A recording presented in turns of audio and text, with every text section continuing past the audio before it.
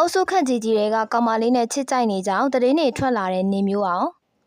မင်္ဂလာပါပရိသတ်များရှင်အသက်50အရွယ်ရှိနေပြီဖြစ်တဲ့ဒီလိုပြိုကြီးကတော့အခုဆိုရင်စွန်မဲ့ကိန်းကိုစိုက်လာပါပြီအကယ်ဒမီပေးပွဲတော်ကကရဲကြောင့်မူရင်းနာမည်ခန့်စီသူပျောက်ပြီးတော့နေမျိုးအောင်ဖြစ်သွားတဲ့ခန့်စီသူကအမြဲတမ်းလို့ပေါ်တော်တော်နေပြီးတော့ပေါ်တော်တော်တွေပဲပြုတ်မှုတတ်တယ်ဆိုပေမဲ့လည်းအခုအချစ်နဲ့တွေ့တဲ့အခါမှာတော့တကယ်ကိုလူကြီးလူကောင်းတရားပုံစံပြောင်းလဲသွားတာပါ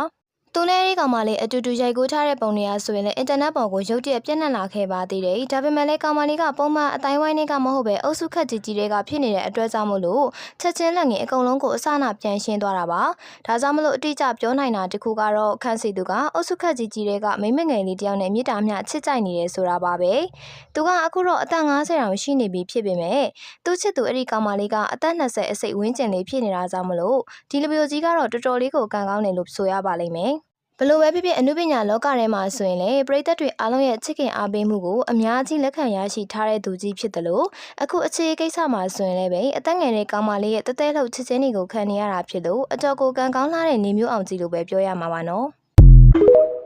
ပရိသတ်ချစ်တယ်ဆိုပြီးအောက်ခြေလွတ်နေတဲ့ဖြိုးဖြိုးကိုဇက်ဖွဲ့ရဲ့အနာဂတ်အတွက်အခုလိုမျိုးစဉ်းစားနေပြီဖြစ်တဲ့အောင်ဇက်ဘူးအခုချိန်မှာတော့ပရိသတ်တွေကတော့ဥက္ကဋ္ဌဖိုးချစ်ကိုမြတ်တာပို့ရင်ကနေအဓိကတရက်ခံဖြစ်တဲ့လူရှင်တော်ဖြိုးဖြိုးကိုမြတ်တာပို့ခြင်းကပြန်လဲလာတယ်လို့သိခဲ့ရပါတယ်ပရိသတ်ချစ်တဲ့အောင်ဇဘူးဇက်ဖွဲ့ကအပြစ်မှန်းကြည့်ရင်တော့အောင်ဇဘူးကအများကြီးရနေတဲ့ဆိုတာမှန်ပေမဲ့လည်းအတွင်ပိုင်းမှာတော့လူရှင်တော်ဖြိုးဖြိုးရဲ့စီမဲ့ကမ်းမဲ့ပြုမှုတွေကြောင့်ဇက်ဖွဲ့ရဲ့အနာဂတ်ကစိုးရိမ်စရာအခြေအနေနဲ့ရင်ဆိုင်နေရပါတယ်အထူးသဖြင့်ပရိသတ်ချစ်ကိုလွဲသုံးစားလုပ်ပြီးတော့စင်မမာပြောချင်ရပြောရိုင်းဆိုင်တာကြောင့်ဖြိုးဖြိုးကိုအောင်ဇဘူးဇက်ဖွဲ့နေဖြစ်အမြဲတမ်းဆွေးမြဲထားဖို့အတွက်အဖွဲ့ကနေထုတ်ပယ်ဖို့အထိပါအလေးနက်ထားပြီးစဉ်းစားရမယ့်အချိန်ကိုရောက်ရှိလို့လာခဲ့ပါတယ်။အောင်ဇဘူးလေတလောက်ထိကိုမစဉ်းစားချင်ပေမဲ့လည်းဇက်သပင်ဥက္ကဋ္ဌကြီးဖိုးချစ်ကိုရိုင်းကထုတ်ပြောလာခဲ့တာကြောင့်ဖြိုးဖြိုးကိုဖွဲ့ထဲကနေနှုတ်ထွက်ဖို့အတွက်နှစ်ခါပြန်ပြီးစဉ်းစားနေခဲ့ရပါတယ်။လူရှင်တော်ဖြိုးဖြိုးရဲ့အဓိကပြဿနာက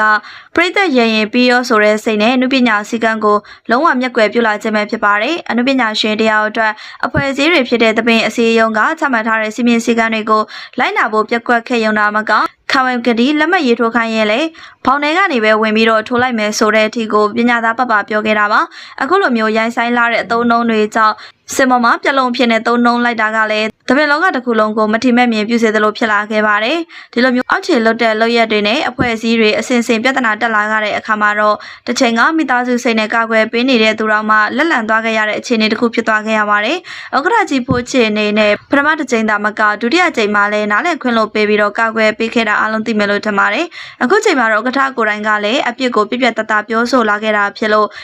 ဖြိုးဖြိုးအတွက်တော့ဘယ်သူမှလည်းကောက်ွယ်ပေးလို့မရတဲ့အခြေအနေတစ်ခုကိုရောက်ရှိလို့သွားခဲ့ရပါတယ်။အောင်ဇဘူးအနေနဲ့လည်းကိုယ့်ရဲ့ဆက်အဖွဲ့ရဲ့အနာဂတ်ကိုကြည့်ပြီးတော့ပြတ်သားတဲ့ဆုံးဖြတ်ချက်တစ်ခုကိုချမှတ်ရတော့မှာပါ။အဖွဲ့သားတစ်ယောက်ရဲ့အမားတွေကိုခေါင်းငုတ်ခံဖြည့်ရှင်းတာကမျက်နှာငယ်လေးနဲ့